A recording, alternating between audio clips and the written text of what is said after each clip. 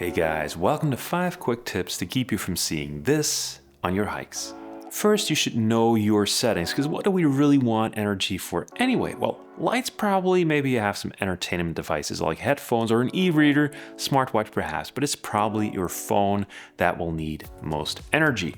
There are a ton of settings that affect battery life, from notifications to background activities and all that. And I used to play around with those to get better battery life, but I found that you actually don't need to micromanage anything as long as you do these 4 things. First one is pretty obvious. Put your phone on battery saver right from the start of your hike. And if you're on Android, there's even an extreme battery saver mode that is definitely worth checking out. In battery savings mode, your screen should already be pretty dim. And if it's not, you may want to dial that brightness down even further, because your screen is of course one of the big battery drains. 3 is airplane mode. Especially in remote areas, your phone uses a ton of energy trying to connect to services, so it's better to just turn on airplane mode. You can briefly turn it off every couple hours or so, catch up with the world. Easier to stay in a moment that way, and most of the things that you might need on a hike, like GPS and a camera, actually work fine without the data. And 4, many of us have formed a habit through the years of checking our phones every couple of minutes. I find that it helps to put your phone in a hard to reach place like the back of your backpack to break that habit and keep you from unlocking it all the time, especially since if it's in airplane mode, you won't be getting any notifications anyway. At home, you probably use a bunch of different chargers to charge your different devices, and many of those perform the same job, so it's a good idea to try and find out what the simplest setup is that will still charge everything. And these last couple of years, just about every kind of gadget seems to come with a USB-C plug, so that is a great way to start, but chances are you still have some older stuff in your kit that does not take USB-C.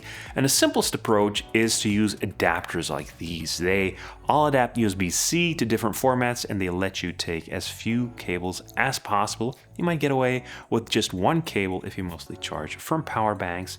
If you charge while resupplying, so you go to a cafe or a restaurant and ask if you can plug your devices in, it might be smarter to use more than one cable so you can charge everything at the same time. One other way of simplifying your setup is using devices that work both as a battery and as a power bank, like DJI's drone batteries. Those can obviously be used to fly a drone, but in a pinch, you can also use them to charge your phone. Great for peace of mind. There are also wireless magnetic chargers on the market, and those are very convenient because they just stick to your phone and charge it. No cables to bring or lose or break, but they do have a couple of downsides. They are not as efficient, so you will get fewer charges, and because of that inefficiency, they also charge at a slower rate. Great for around the house, but I probably wouldn't recommend taking them hiking. If you take those tips into account and simplify your setup, you'll probably already shed a lot of weight, which is gonna make your hike that much more enjoyable. But if you really want to go as light as possible, there are a few more steps that you may want to take. One is to calculate how much power you actually need and to tailor your batteries to match that. You do that by either keeping track of what you used on previous hikes and writing down your averages every time, or you can calculate it by adding up the battery capacity of all the stuff you're carrying and multiplying that by how many times you plan to charge each device. In that second case, you will want to add about 20% to your total, because power banks, even wired ones, only have about 80% efficiency because energy is lost through charging and discharging. Once you know how many milliamp hours you need, you may want to add another 25% to that total just to stay on the safe side, and then find the lightest power bank to match that. There's all kinds of ultralight power banks on the market. My go-to brand is usually Nightcore, and just to give you an idea of the weight savings, here are 2 10,000 milliamp hour Nightcore batteries weighing significantly less than a generic 20,000 milliamp hour battery. 10,000 is a great capacity, by the way, enough for smaller trips, and it's easy to just take a couple if you need more. And weirdly, they don't weigh more than the bigger versions. It does mean a bit more hassle to charge them, but it adds redundancy. It means you don't have to panic if one of them dies or gets stolen. I actually had one of these disappear last year at a camping in Luxembourg, plugged it in to charge it in a bathroom. When I get out of the shower, both the charger and the battery were gone. And if whoever took them is watching this, I will look for you. I will find you. And I will...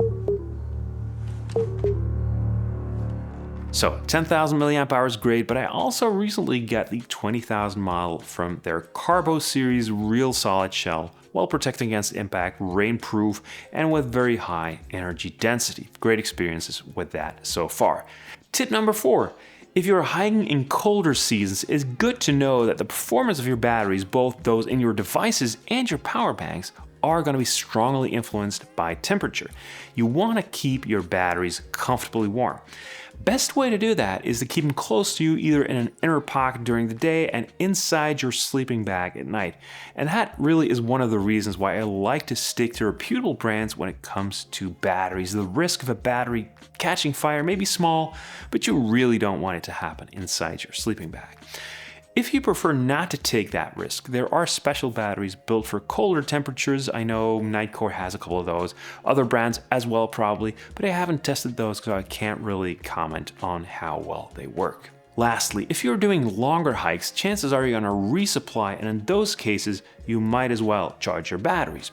It's good to know that both chargers and batteries have a speed rating, and it makes sense to match those. For example, that 20,000 milliamp hour Carbo battery takes 18 watts input, and that is an okay number, but it's not really super fast, which means that it's no use to pair it with a super fast charger like this 65 watt Anchor. I match it with a small 20 watt charger, very light and compact, exactly what I need and no more. I also bought a 10 watt Lexada solar panel a while back, thinking that might be a good way to top up my batteries on sunny days. But it turns out this really depends on where you are in the world. I have read posts by people in California saying that on a sunny day, one of these panels mounted on top of their backpack is actually enough to charge 1 day's use of their power bank by noon. I can assure you that this does not work in Belgium or Scotland unless you have way more patience than I do. But if you are nearer to the equator and you have great weather ahead and a sunny trail, then this is also an option since they are quite light. This one weighs just under 100 grams and solar panels are getting ever more efficient. All right, that's my 5 tips for saving energy on the trail. Let's hear yours in the comments and see you next time.